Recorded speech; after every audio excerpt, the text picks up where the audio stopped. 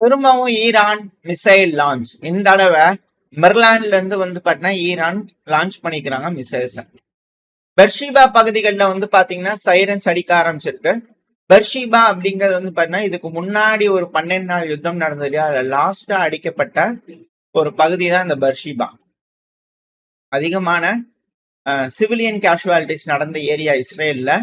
அங்க இருக்கக்கூடிய குடியிருப்பு அபார்ட்மெண்ட் மேல தாக்குதல் நடந்தது. அந்த டைம்லயே சீஸ்ஃபயர் பிரேக் ஆயிருமா அப்படிங்கிற கேள்விகள் இருந்துச்சு. ஏன்னா இப்ப இஸ்ரேலோட விமானங்கள் போச்சு. அதுக்கப்புறம் ட்ரம்ப் அவர்கள் அக்சஸான அழுத்தங்கள் கொடுத்து கால் ஆஃப் பண்ணி சும்மா ஒரு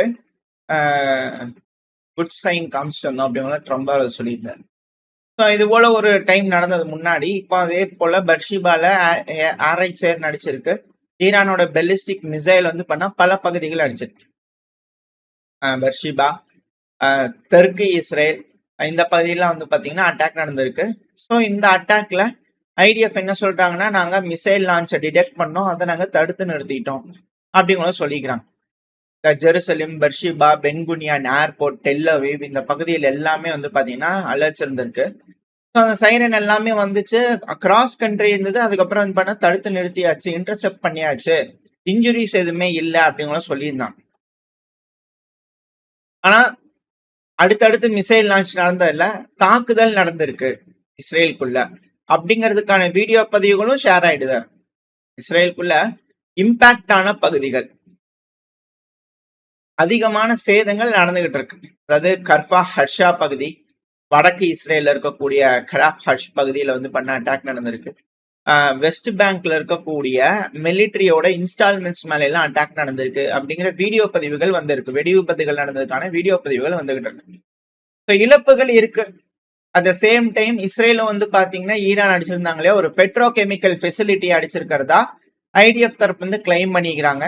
ஈரான்ல பெட்ரோ கெமிக்கல் ஃபெசிலிட்டி அப்படிங்கிறது ரொம்ப முக்கியம். ஏன்னா மிசைல் லான்ச் பண்றாங்க, மிசைலுக்கு உண்டான ஃபியூயல், அதுக்குண்டான கெமிக்கல்ஸ் இதெல்லாம் வேணும் அப்படிங்கிறதுனால இந்த பெட்ரோ கெமிக்கல்ல அடிக்கிறாங்க அப்படின்னா ஈரான்னால செய்ய முடியாம போயிருமா அப்படின்ற கேள்விகள் இருந்தாலும் ஈரான்குள்ள இது போல ஒரு ஃபெசிலிட்டிலாம் அடிச்சுக்கிறான். இந்த ஃபெசிலிட்டி அடிக்கிறது புதுசான்னு கேட்டீங்கன்னா இல்ல, இது வழக்கம் தோறும் அடிக்கக்கூடிய ஒரு விஷயம் தான். இந்த ஏப்ரல் மாசத்துல அடிச்சாங்க இல்லையா, அப்புறம் தான் அடிக்கிறது ஒரு வாடிக்கைதான், இது ரெகுலரா அடி வாங்குற ஒரு பகுதி தான். திருப்பி அதுலயே பாத்தீங்கன்னா ஒரு குண்டை போட்டுக்கிறாங்க இஸ்ரேல் அப்படின்னு சொல்றாங்க. மற்ற பகுதிகளில் எந்த அளவுக்கு இழப்புகள் ஏற்பட்டிருக்குன்னு தெரியல. பட் ஆனா இந்த பெட்ரோ கெமிக்கல் மேல அட்டாக் பண்ணிட்டு தான் அவங்க பெருசா பாக்குறாங்க. இதனால ஈரானோட மிசைல் லான்ச் தடைபடுமானா இல்ல, தொடர்ந்து ஏவிட்டு தான் இருக்கிறாங்க. ரெண்டாவது பிரின்ஸ் சுல்தான் ஏர்பேஸ் சவுதி அரேபியால பாத்தீங்கன்னா ஒரு மிசைல் தாக்குதல் நடந்தது இல்லையா, அது ஈரான் ஏவுனது யமன். யமனுக்கு என்ன ஒரு தைரியம், சவுதி அரேபியாவை அடிச்சிட்டாங்களா அப்படிங்கிற கேள்வி வருது இல்லையா. ஆக்சுவலா அப்படி பண்ணல அவங்க. ரியாதுல இருந்து ரியாதோட பக்கத்துல இருக்கக்கூடிய ஒரு ஏர்பேஸ், அந்த ஏர்பேஸ் தான் அடிச்சுக்கிறாங்க. அதான் அமெரிக்கா இருக்கக்கூடிய பேஸ். நார்மலா பாத்தீங்கன்னா ராணுவம் இருக்கும், ஒரு நாட்டு பக்கத்துல கேபிட்டல் பக்கத்துல ராணுவத்துக்குன்னு ஒரு இடம் இருக்கும். ஆனா நம்ம எக்ஸாக்டா சொல்ல முடியாது. நான் சில தெரிஞ்சவங்க புரிஞ்சுக்குவீங்கன்னு நினைக்கிறேன் என்ன சொல்ல வரேன். எதுக்குன்னா இன் கேஸ் ஆஃப் எமர்ஜென்சி ராணுவம் பாத்தீங்கன்னா பாதுகாப்பு கொடுக்கறதுக்கு, வெள்ளை மாளிகையே எடுத்துக்கிட்டீங்கன்னா வாஷிங்டன் டிசி, அதுக்கு பக்கத்துலயே ராணுவ தளம் இருக்கும். இம்மீடியட்டா பாத்தீங்கன்னா கவர் கொடுக்கணும் அப்படிங்கிறதுக்காக ராணுவம் அது போல வச்சிருப்பாங்க. அவங்க எமர்ஜென்சி டைம்ல எப்படி ஆக்ட் பண்ணுன்ற இன்ஸ்ட்ரக்ஷன் ரூல்ஸ் எல்லாமே அவங்களுக்கு தெரியும். சிவிலியன் நம்மளுக்கு தெரியாது. பட் அது போல ஒரு விஷயம் வாடிக்கையா இருக்கக்கூடிய ஒரு விஷயம் தான். அது அந்தந்த நாட்டு ராணுவம் இருப்பாங்க. இங்க என்னங்க ரியாத் பக்கத்துல அமெரிக்கா இருக்குது அப்படிங்கிற கேள்விகள் வருது. ஸோ அதனால சவுதி அரேபியா கிளியர் பண்ணுங்க அப்படிங்கிற போல அந்த கிளியரிங் ஆபரேஷனுக்கு அக்செப்ட் பண்ணியிருப்பாங்களா அப்படின்ற கேள்விகள். ஏன்னா இன்னத்துக்கு சவுதி அரேபியா யமன் அட்டாக் பண்ணிடணும். ஈரான் சவுதி அரேபியா மேல அட்டாக் பண்றாங்கன்னா, சவுதி அரேபியா இந்த சென்ஸ் ஏர்பேஸ்ல அட்டாக் பண்ணாங்க, அமெரிக்கா மேல அட்டாக் பண்றாங்கன்னா கண்டனம் தெரிவிக்கிறாங்களோ இல்லையா, இங்க மாதிரி ரிட்டாலியேட் பண்ணாததுக்கு காரணம் சரி இந்த மிடில் ஈஸ்ட்ல எஸ்கலேஷன் வேணாம் அப்படிங்கிறதுக்காக நாகரிகம் கருதி கொஞ்சம் பேச்சுவார்த்தை மூலயமா டிப்ளமசிக்கலுக்காக கொஞ்சம் ரிஸ்ட்ரெயின் பண்ணி அதுக்கப்புறம் பேசி புரிய வச்சு பிரச்சனைகளை தீர்க்கலாம் அப்படிங்கிறதுக்காக இருக்கான்னு பார்க்கலாம். யமன் ஹவுதிஸ் மேல பாத்தீங்கன்னா அட்டாக் பண்றதுக்கு எதை தடுக்குது சவுதி அரேபியாக்கு அப்படின்ற கேள்விகள். இது கிரீன் லைட் கொடுத்து அடிக்கப்பட்டதா அப்படின்ற ஒரு கேள்விகள் பல அனலிஸ்டுக்குள்ள இருக்கு. நடந்ததா என்னன்னு தெரியல, வெயிட் பண்ணி தான் பார்க்கணும். இது போல எல்லாரும் பேசுவாங்க, பட் என்ன நடக்குது அப்படிங்கிறது தெரியல. ஈரானோட ரெஸ்பான்ஸ் அப்படிங்கிறது பண்ணா இஸ்ரேலுக்கு இன்னும் வரல அப்படிங்கிறதோட சொல்லிட்டு இருக்கிறாங்க. இன்னும் அடுத்தடுத்த அட்டாக் பண்ண நடக்க இருக்கு. ரெண்டாவது நெத்தன்யாகு அவர்கள் வந்து பாத்தீங்கன்னா ஒரு நேரோவான செக்யூரிட்டி கேபினெட் மீட்டிங் 11 மணி இஸ்ரேலோட நேரம் நடந்திருக்கும்னு நினைக்கிறேன். ஸோ இந்த பதிவு நீங்க பார்க்கும்போது நான் வரக்கூடிய செய்திகள் நான் பேசும்போது நீங்க பார்க்கும்போது நடந்திருக்கலாம். அதோட விஷயங்கள் வந்து நான் அடுத்த பயில பார்க்கலாம். ஸோ இல்ல பிரைம் மினிஸ்டர் பெஞ்சமின் நெத்தன்யாகு அவர்கள் செக்யூரிட்டி கேபினெட் மீட்டிங் 11 மணிக்கு திரும்பவும் சண்டை பிடிக்கிறதுக்காக வந்து பாத்தீங்கன்னா என்ன பண்ணலாம், ஈரான் எஸ்கலேட் பண்றாங்க, அட்டாக் பண்றாங்க அப்படிங்கிறதுக்காக பேசுறதுக்கு ரொம்ப small group of key ministers வந்து பாத்தீங்கன்னா இதுல அட்டென்ட் பண்ணுவாங்க அப்படிங்கிற சொல்றாங்க. இந்த டைம்ல ஐடிஎஃப் என்ன சொல்றாங்க, நாங்க ஃபுல்லா ப்ரிப்பேர், போத் டிஃபென்ஸ் அஃபென்ஸ் எல்லாத்துக்கும் ரெடியா இருக்கிறோம் அப்படிங்கிற மிலிட்டரி சீஃப், இஸ்ரேலோட military chief, IDF chief staff lieutenant general Ismail Zamir அவர்கள் வந்து பாத்தீங்கன்னா அவர் தப்புன்னு சொல்லிக்கிறாரு. அபிஷியல்ஸ், சீனியர் அபிஷியல்ஸ் வந்து பாத்தீங்கன்னா இது போல மானிட்டர் பண்ணிட்டு இருக்காங்க, ஐடிஎஃபோட ஸ்ட்ரைக் ஈரான் மேல எப்படி நடந்திருக்கு அப்படிங்கிறத மானிட்டர் பண்ணிட்டு இருக்காங்க அப்படிங்கிற சொல்லிட்டு இருக்காங்க. ஸோ ராணுவம் தயாரில் இருக்கு, கேபினெட் மீட்டிங் இருக்காங்க, அமெரிக்கா நாங்கள் உதவ மாட்டோம்னு சொல்லிட்டாங்க. இஸ்ரேல் என்ன செய்ய போறாங்க?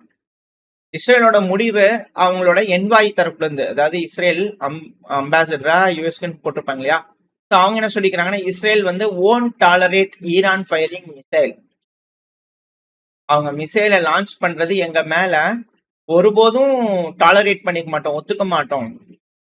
நைட் அவங்க அடிச்சதுக்கு காலையில் நாங்கள் ரிட்டாலியேட் பண்ணியிருந்தோம். தெஹ்ரானோட மிசைல் அட்டாக்கு சென்ட்ரல் ஈரான்ல நாங்கள் அட்டாக் பண்ணியிருந்தோம் அப்படிங்கிறது போல ஈரான் மொத்தம் 11 மிசைலை லான்ச் பண்ணியிருந்தாங்க.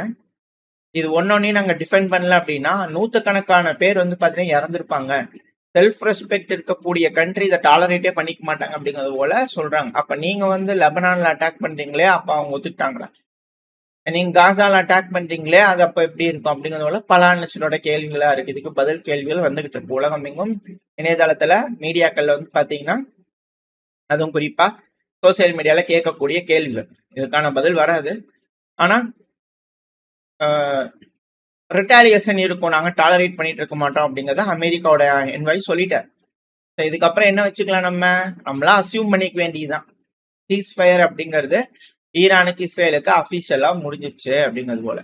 ஏன் அப்படின்னா இந்த இது ஃபிளைட் ரேடார்ல எடுத்து பாத்தீங்கன்னா சிவிலியன் ஏர்கிராஃப்ட்லாம் இருக்கும் இல்லையா, ஈரானோட ஏர் ஸ்பேஸ் அப்புறம் இஸ்ரேலோட ஏர் ஸ்பேஸ் வந்து காணாம போயிடுச்சு.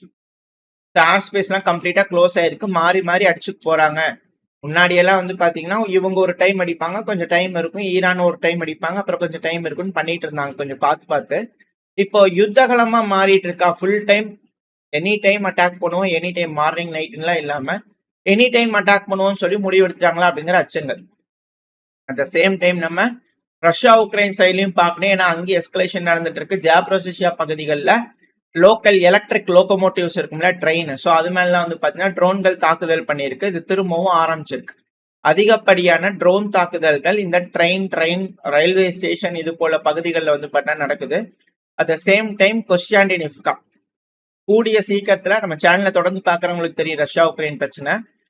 ஒரு பகுதிகள்லயும் வந்து பாத்தீங்கன்னா உள்ள போறதுக்கு முன்னாடி பதப்படுத்துவாங்க, உள்ள போவாங்க, போஸ்ட் குவார்டர் பேட்டில் நடக்கும். அதுக்கப்புறமா வந்து பாத்தீங்கன்னா கொடிகள் ஏற்றக்கூடிய காட்சிகள் நடக்கும். ஒரு ஸ்டெப் பை ஸ்டெப் சினாரியோ நடக்கும். ஸோ ரஷ்யன்ஸ் கொஸ்டாண்டினிவ்காக்குள்ள வந்துட்டாங்க, கொஸ்டாண்டினிவ்காக்குள்ள சண்டை பிடிக்கிறாங்க. இப்ப கொஸ்டாண்டினிவ்கால முன்னேறிட்டு இருக்காங்க அப்படிங்கிறதோட 3rd ஸ்டேஜுக்கு மேல கிராஸ் ஆகி போயிட்டு இருக்காங்க நம்ம சேனலை பொறுத்த வரைக்கும் அப்படிங்கிறதோட புரிஞ்சுக்கலாம். க்ளோஸ் குவார்டர் பேட்டில் நடந்துகிட்டு இருக்கு.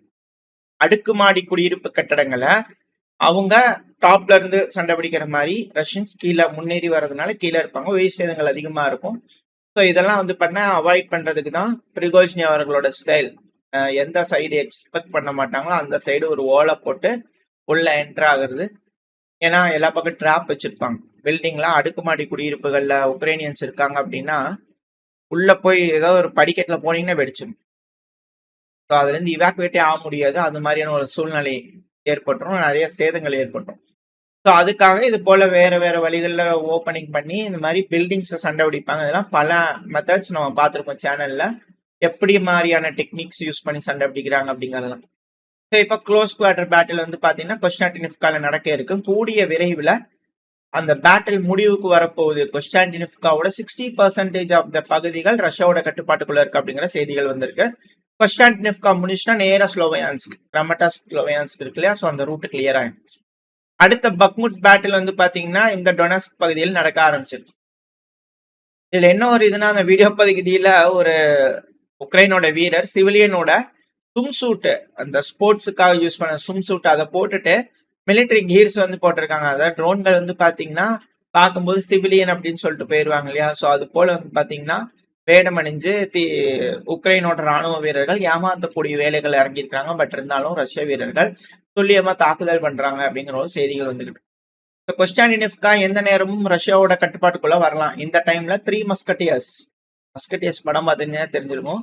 பட் இருந்தாலும் பரவாயில்ல. இந்த 3 மஸ்கட்டியர்ஸ், அதாவது E3 மீட்டிங், யூரோப்பியன் யூனியன்ல இருக்கக்கூடிய 3 நாடுகள், லண்டன் அதாவது யூகே, அதுக்கப்புறம் பாரிஸ் அதாவது பிரான்ஸ், அதுக்கப்புறம் ஜெர்மனி. இவங்க எல்லாரும் வந்து பாத்தீங்கன்னா ஜெலன்ஸ்கியோட ஒரு மீட்டிங் பண்ணிக்கிறாங்க. மீட்டிங் பண்ணி பேசி எல்லாம் முடிவு பண்ணி ஒரு ஸ்டேட்மெண்ட்டுக்கு வந்துக்கிறாங்க. ஜெர்மனி, பிரான்ஸ், யூகே, உக்ரைனோட ஒரு அக்ரிமெண்ட் வந்திருக்கிறாங்க. ஒரு 5 கண்டிஷன் கொடுத்துக்கிறாங்க. அதாவது ஃபேர் அண்ட் லாஸ்டிங் பீஸ் அப்படிங்கிற ஒரு டைட்டில் இப்போ வச்சிருக்கிறாங்க. Achieving fair and lasting peace, just peace, lasting peace. ஒரு பீஸா வந்து இப்போ ஃபேர் அண்ட் லாஸ்டிங் பீஸ் அப்படிங்கிறது போல ஒரு பீஸ்க்கு வந்திருக்காங்க. இந்த டைட்டிலுக்கு கீழே என்னென்ன மாதிரி அப்படிங்க சொல்லக்கூடிய விஷயங்கள் அவங்க சொல்ல ஜாயின்ட் ஸ்டேட்மெண்ட் என்ன அப்படின்னா, ஹாஸ்டிலிட்டிஸை நிப்பாட்டணும், சண்டையை நிறுத்தணும். ரெண்டாவது, கரண்ட் ஃப்ரண்ட் லைன் என்னவோ அதை வச்சுதான் பேச்சுவார்த்தை நடக்கணும், பீஸ் நெகோசியேஷனே நடக்கணும். ரெண்டாவது, சீஸ் ஃபயர் அப்படிங்கிறது போடப்படணும். உக்ரைன் வந்து பாத்தீங்கன்னா செக்யூரிட்டி, லீகலா வந்து பாத்தீங்கன்னா செக்யூரிட்டி கொடுக்கணும். எல்லா ஆஸ்பெக்ட்ஸ்லயும் வந்து பாத்தீங்கன்னா கொடுக்கணும். மல்டிநேஷனல் ஃபோர்ஸ் வந்து பாத்தீங்கன்னா டெரிட்டரியில இருக்கும், உக்ரைன்ல இருக்கும். ரஷ்யாவோட அசெட்ஸ் எல்லாமே வந்து பண்ணா ஃப்ரோசன் ஆகிதான் இருக்கும். ஸ்பெஷல் மிலிட்டரி ஆபரேஷன் முடிகிற வரைக்கும் ஃப்ரோஸ் ஆகிதான் இருக்கும். அது உக்ரைனுக்கு காம்பன்சேஷன் கொடுக்கணும். அது மட்டும் இல்லாம கண்டிஷன் ப்ரொடெக்ஷன் கொடுக்கணும். யூரோப்பியன் யூனியன் இன்ட்ரெஸ்ட்டுக்கு வந்து பண்ணா ப்ரொடெக்ஷன் கொடுக்கணும். ஒரு ஃப்ரேம் ஒர்க்கை ரெடி பண்ணி எந்த ஒரு அக்ரிமெண்ட்னாலும் இதை பேஸ் பண்ணி இருக்கணும் அப்படிங்கிறது போல ஒன்று கொடுத்துருக்காங்க. இதுல வந்து என்ன ஒரு சேஞ்ச் இருக்கு அப்படிங்கிற கேள்விகள் இருக்கு. பைடன் அவர்களோட காலகட்டத்தில இருந்து இப்ப வரைக்கும் இதே தான் பாயிண்ட் இருக்கு. கொஞ்சம் கூட மாறுற மாதிரி தெரியல. அதாவது ரஷ்யாவோட பணத்தை இவங்க ரிலீஸ் பண்ணாங்கன்னா திவால். அந்த ரஷ்யாவோட பணத்தை வந்து பாத்தீங்கன்னா அதை ரிலீஸ் பண்ண முடியாம தவிக்கிற விஷயங்கள் தெரியுது. கரண்ட் இதை வந்து பாத்தீங்கன்னா ஃப்ரீஸ் பண்ணணும்னு சொல்றது அது நார்மலா சொல்றதுதான். ரெண்டாவது protection, European union security interest வந்து பண்ணா ப்ரொடெக்ஷன், ஒரு ஃப்ரேம் ஒர்க் உருவாக்கணும் அப்படிங்கிற சொல்றாங்க. இது என்ன மாதிரியான ஃப்ரேம் ஒர்க் அப்படிங்கிறது தெரியல. ஸோ வெயிட் பண்ணி பார்ப்போம். இதுக்கு ரஷ்யா கண்டிப்பா நோ அப்படிங்கிற ஆன்சர் தான் எப்பவுமே வரும் அப்படிங்கிறத மாற்று கருத்துல. ஸோ எஸ்கலேஷன் அப்படிங்கிறது உச்சகட்டத்தில் இருக்கு. பேச்சுவார்த்தை அப்படிங்கிறது நடக்க போறது இல்லை அப்படிங்கிறது தெரியுது ரஷ்யா உக்ரைன் பிரச்சனையில. ஸோ ரஷ்யா என்ன முடிவுகள் எடுக்க போறாங்க? ஃபுல் அஃபென்சிவா இல்ல பேச்சுவார்த்தையா, என்ன நடக்க போனது வெயிட் பண்ணி பார்த்தரலாம். வரக்கூடிய செய்திகளின் அடிப்படையில் அடுத்த பதிவுல என்ன நடக்குதுன்னு பார்ப்போம்.